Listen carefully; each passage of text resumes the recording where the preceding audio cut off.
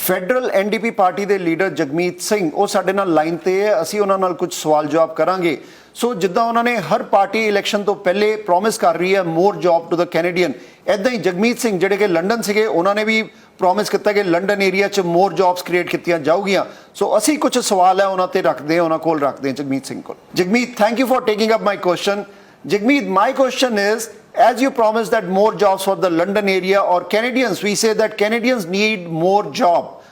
So, but why Canadian jobs like spousal immigration applications, they are being processed in China, whereas these all Canadian jobs, they are going to China. So why don't we stop? Why don't we create that jobs or bring those jobs back here in Canada? So what are your comments on this? Thank you very much for the question. I think it is absolutely wrong that particularly that type of work, that's Canadian work, that is an application process, immigration application to come to Canada.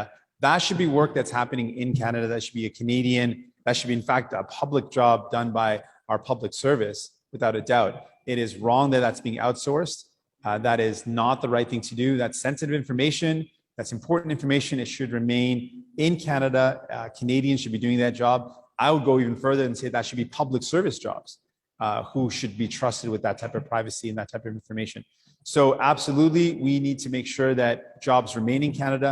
We've seen a lot of companies that have taken public help and have sent jobs overseas. That's absolutely wrong as well.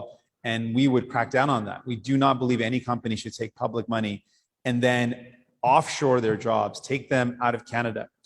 So we believe absolutely in making sure jobs remain in Canada, public services remain public and are done by people in our country who are working in the capacity with the safety and security to be able to take that personal information. So I agree very strongly with that.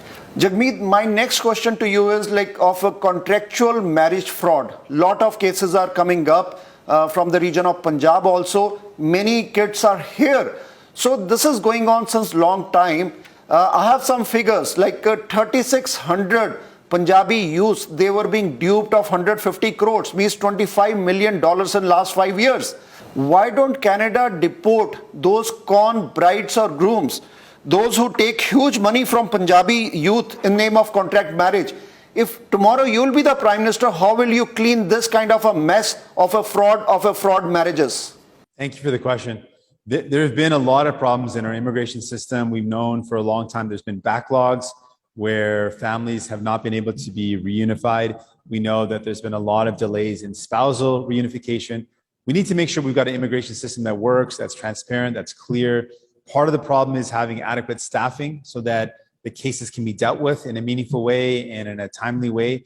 We've got incredible workers, incredible public servants who work hard, but they're understaffed and are unable to deal with the backlog and the overwhelming number of cases. There also has to be a streamlined approach.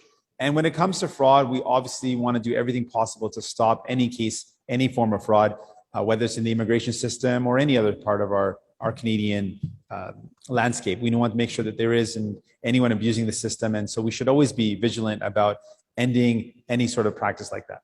Thank you, Jagmeet. Thank you for answering all the questions. Thank you very much.